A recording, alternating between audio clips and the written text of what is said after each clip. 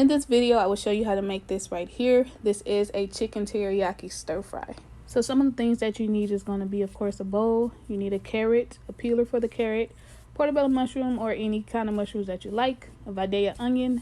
Please get that kind of onion. You need broccoli, some grape tomatoes. I just put it in because I had it. For the teriyaki sauce, you need squeezed ginger, minced garlic. Honey is optional.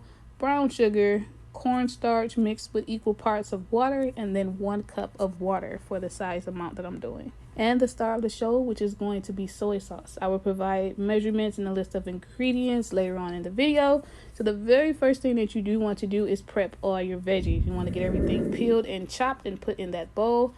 As you can see, the first thing that I started with was peeling the carrots. You do want to peel the outside, and then the edible part of the carrot you're going to shave with that same shaver into the bowl.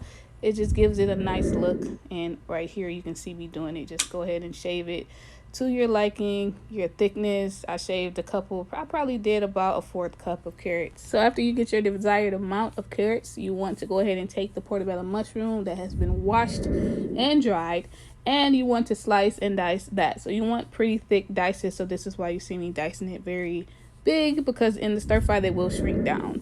The next thing you want to do is drop the grape tomatoes in the bowl as well as the broccoli.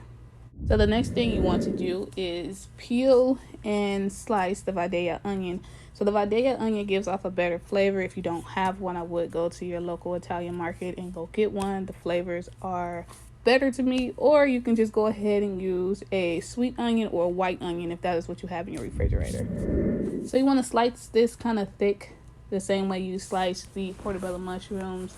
For this is a stir fry, so you want to have a good amount in that stir fry, and you want to be able to taste it. It's not to season it, you want to actually taste the onion.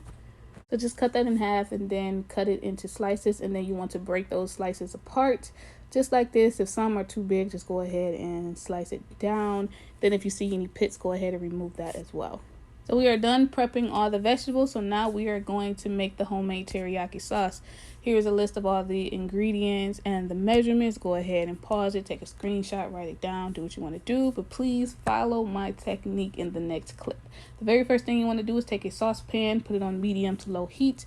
You want to add the cup of water first. So next you're going to take a 1/2 cup of the soy sauce, and you're going to put that in there as well. After you get that in, the next thing that you want to do is take the brown sugar. You're going to take a 1/4 cup of that. When you take the 1/4 cup, make sure you level off the top. You don't need a lot, but you do need a 1/4 cup. So after you add the brown sugar, you want to take a whisk, and you want to whisk that in well. Then you're going to take 1 tablespoon of each, which is 1 tablespoon of squeezed ginger and then 1 tablespoon of minced garlic. Please use squeezed ginger and please use minced garlic. Once you get that whisked together, you're going to bring that to a boil. It should take 3 to 5 minutes. Then you're going to add the cornstarch and water mixture. The ratio is going to be 1 tablespoon of cornstarch plus 2 tablespoons of water. You want to gradually add this. This is going to thicken the sauce. You see me add half, and then I added the rest.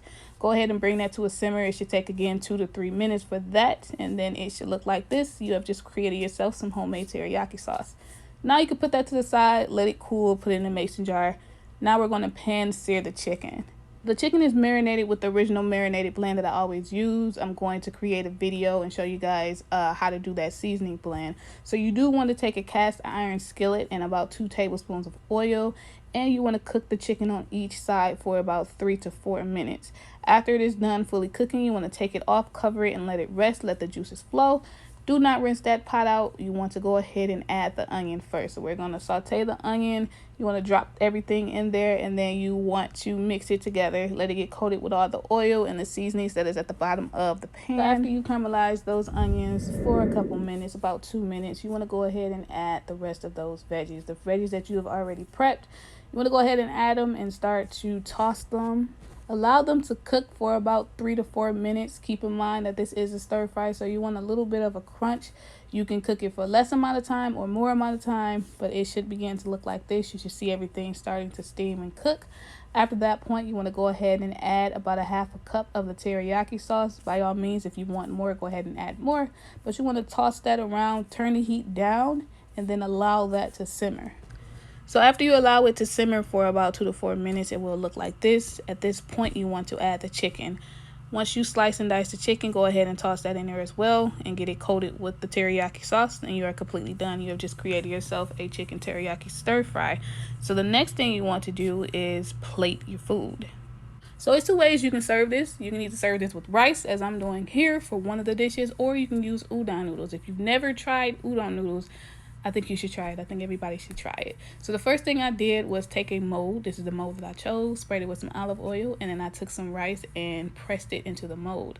After about 4 minutes, I let it cool, and then I tapped the back of it. I had to use a spoon for other reasons, but I got the job done. And you want to lift the mold. It should look just like this. You can use any mold that you want to use, any decoration. This is just the way that I did it.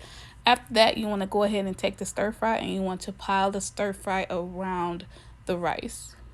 So this is one serving. So if you decide to do the udon noodles, what you would do is add the udon noodles to the pan as it simmers with the sauce. The udon noodles are already cooked. So what you want to do for the garnish is take some sesame seeds, and this is to top it all off.